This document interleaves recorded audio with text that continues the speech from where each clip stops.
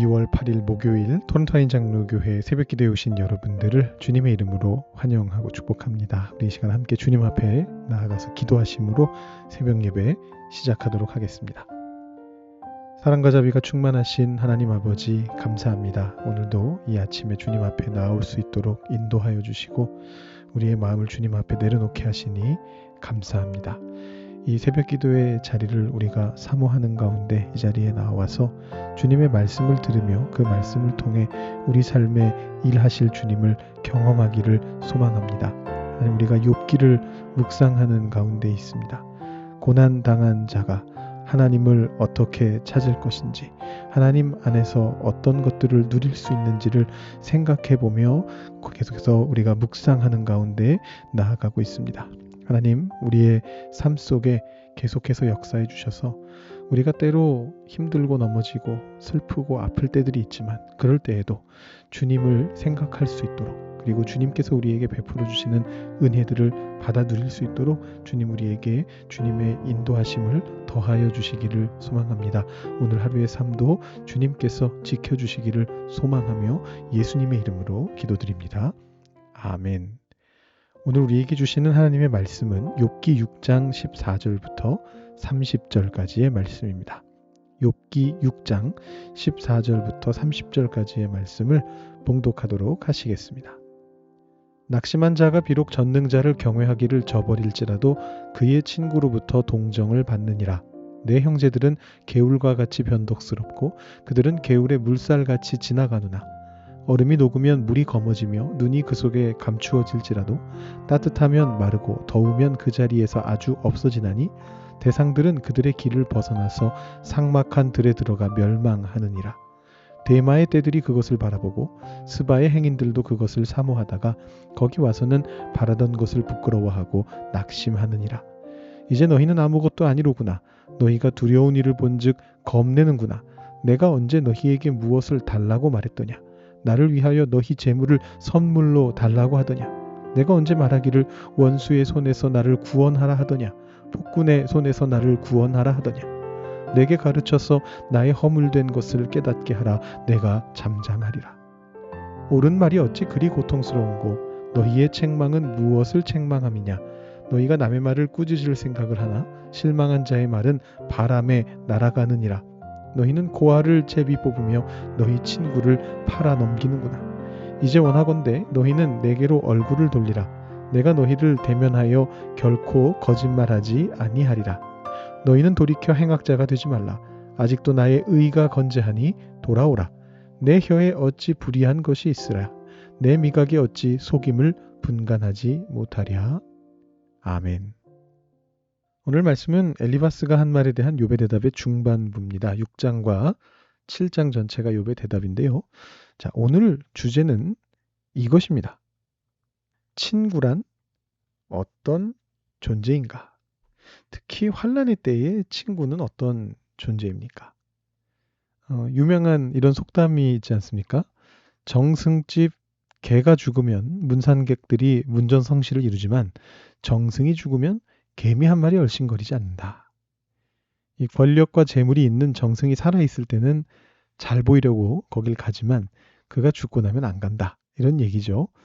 뭐 현실에서야 정승이 죽어도 그 정승의 아들, 손자, 며느리들이 다 잘 나갈 테니까 거길 가겠습니다만, 성경에도 비슷한 말이 있습니다. 잠언 19장 4절 보시면요. 재물은 많은 친구를 더하게 하나 가난한 즉 친구가 끊어지느니라. 이렇게 말을 하고요. 7절로 가면 더 노골적으로 가난한 자는 그의 형제들에게서도 미움을 받거든 하물며 친구야 그를 멀리하지 아니하겠느냐. 따라가며 말하려 할지라도 그들이 없어졌으리라. 너무 직설적이라서 웃기도 힘든 아주 웃픈 시츄에이션이 적혀 있습니다. 오 얘들아 이렇게 부르면서 따라갔는데 도망갔대요. 돈 빌리려는 건 줄 알고. 그래서 따라가며 말하려 할지라도 그들이 없어졌으리라. 그렇게 적혀 있습니다. 반면에 예수님은 이 상황을 뒤집는 말씀을 하신 적이 있는데요. 누가복음에서 굉장히 어려운 비유 중에 하나죠. 내가 너희에게 말하노니 불의의 재물로 친구를 사귀라. 그리하면 그 재물이 없어질 때에 그들이 너희를 영주할 처소로 영접하리라. 이런 말씀을 하신 적이 있습니다. 잠언의 상황과는 반대되는 상황인 것 같지만 사실은 뭐 깊이 따져보면 반대되는 것이 아닙니다. 뭐 오늘 누가복음 말씀을 얘기할 건 아니니까 이걸 깊이 들어가진 않겠습니다만 이런 어떤 그 친구에 대한 성경의 말씀들 이런 것들을 이해하기 위해서는 고대 근동 지역에서 친구가 어떤 존재였는가를 조금 우리가 알아볼 필요가 있습니다. 오늘날 우리는 친구를 그냥 친분이 있는 자 정도로 그렇게 생각을 하지 않습니까? 물론 그냥 친분이 있는 정도는 지인이고 친분이 두터운 자가 친구겠죠. 그리고 우리는 친구들 중에서도 보통 이제 사회생활하기 전에 만난 친구, 그래서 어릴 때부터 알던 친구를 소위 말하는 무슨 알 친구 이렇게 표현하면서 이해관계 없이 만날 수 있는 아주 친밀하고 가까운 친구로 그렇게 생각을 합니다.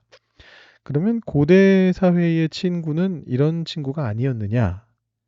아닌 건 아닙니다. 당연히 뭐 고대 사회에도 친분이라는 개념이 없었을 리는 없고 당연히 어릴 때부터 친했으면 더 친할 것이고 그런 현대 개념과 똑같은 친구가 당연히 그 당시에도 있죠. 그런데 이 고대 사회, 특히 고대 근동 지역, 이 구약 성경이 쓰여졌던 지역에서 친구라고 하는 것에는 한 가지 개념이 덧붙어 있습니다. 그건 뭐냐면 아주 간단하게 표현하자면 ally입니다. alliance. 동맹이라는 겁니다. 동맹. 이 안에는 어떤 개념이 포함되어 있느냐 하면 어려운 순간에 전적으로 편을 들어준다라는 그런 개념이 포함되어 있습니다. 제가 이제 설교하면서 여러 번 말씀드렸던 것처럼 이 시대 이 사회는 현대보다 상대적으로 물질적으로 덜 풍요로운 사회였고 반면에 체면이나 명예 이런 것들이 물질이나 혹은 생명보다도 더 중요한 이제 그런 사회였지 않습니까? 근데 그런 사회에서 이 친구의 존재는 누군가가 어떤 물질적인 문제가 있거나 아니면 생명에 어떤 위협이 있거나 이런 일들이 벌어졌을 때 든든한 버팀목이 되어준다라는 그런 의미가 됩니다. 체면 때문에 친구를 돕게 되거든요. 그래서 이 시대에는 친구가 많을수록 좋은 사람인 것으로 평가를 받았습니다. 그리고 이 친구들의 의무가 뭐였냐면 친구가 좋은 일이 있으면 가서 경축해주고 친구가 나쁜 일이 있으면 가서 위로해주는 겁니다. 음, 그 요한복음 2장의 가나 혼인 잔치에서 포도주 떨어졌던 사건, 제가 그걸 말씀드리면서 이 말씀을 드렸는지 제가 사실 기억이 잘 안 나는데요. 그때 뭐 이런저런 이야기들 많이 준비했다가 좀 쳐내면서 말씀을 드리다 보니까 요 말씀을 드렸는지 기억이 안 나는데 이 당시 결혼식에서 포도주는 신랑의 친구들이 기부하는 것이었고요. 그래서 결혼식 중에 포도주가 떨어졌다라는 건 무슨 뜻이냐면 신랑에게 친구가 없다. 친구가 적다. 이런 뜻과 똑같습니다. 그래서 체면이 크게 깎이게 되는 어떤 그런 상황이었던 건데요. 이렇듯이 어떤 경축과 위로 이게 친구의 굉장히 중요한 의미였다. 우리가 생각하는 수준이 아닙니다.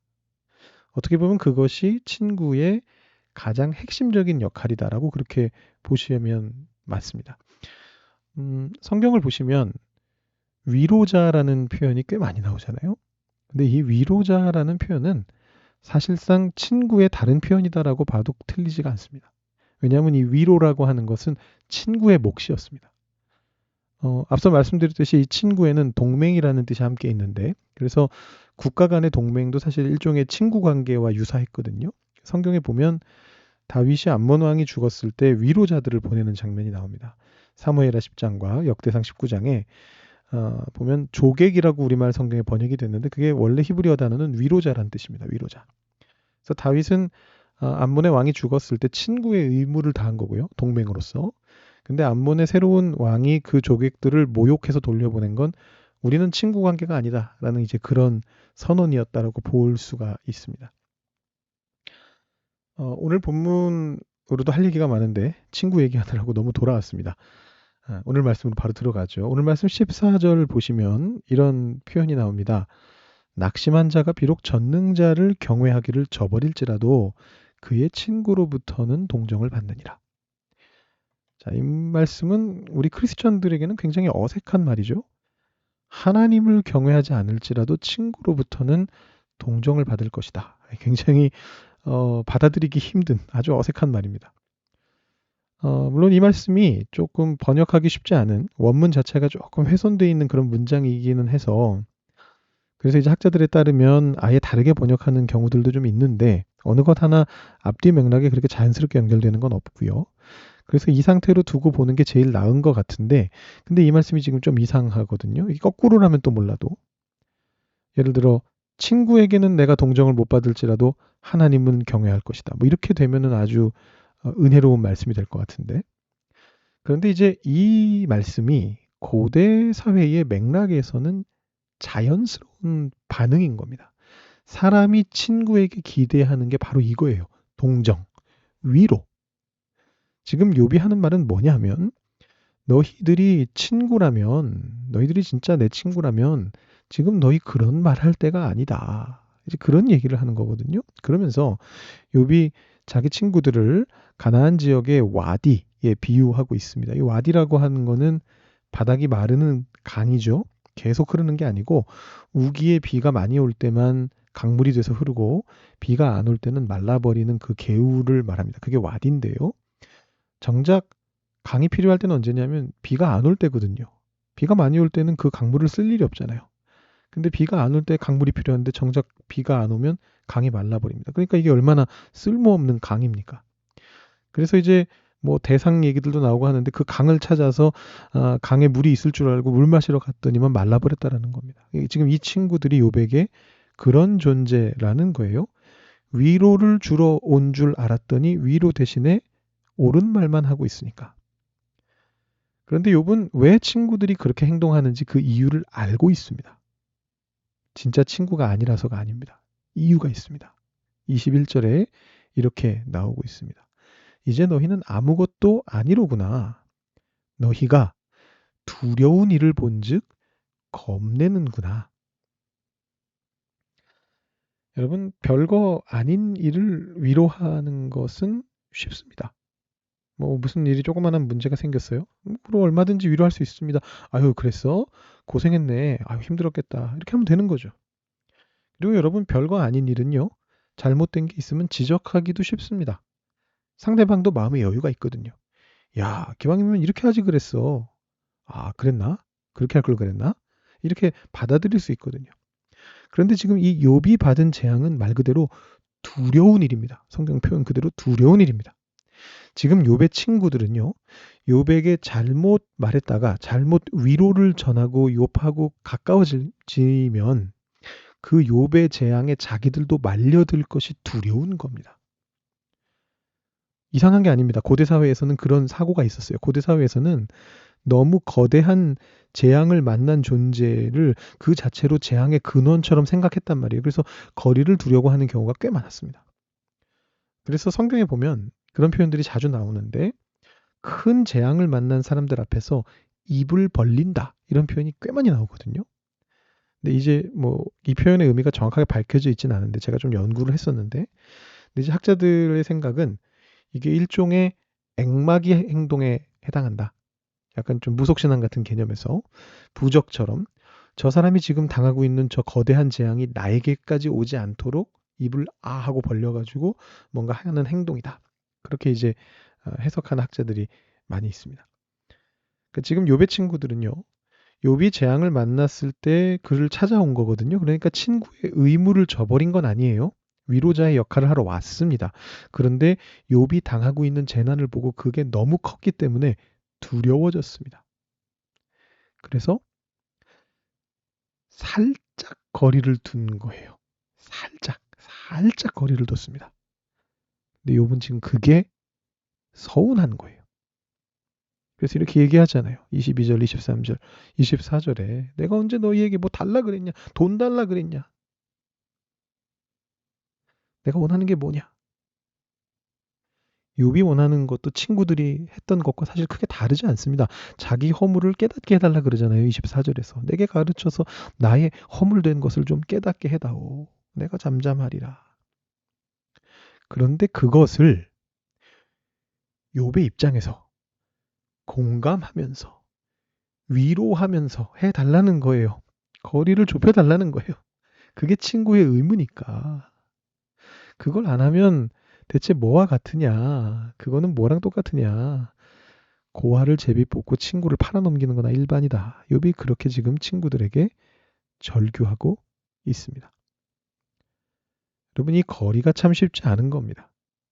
살짝 두는 그 거리가 느껴질 때 여유가 없는 사람들에게는 마음을 상하게 하기 충분한 거예요.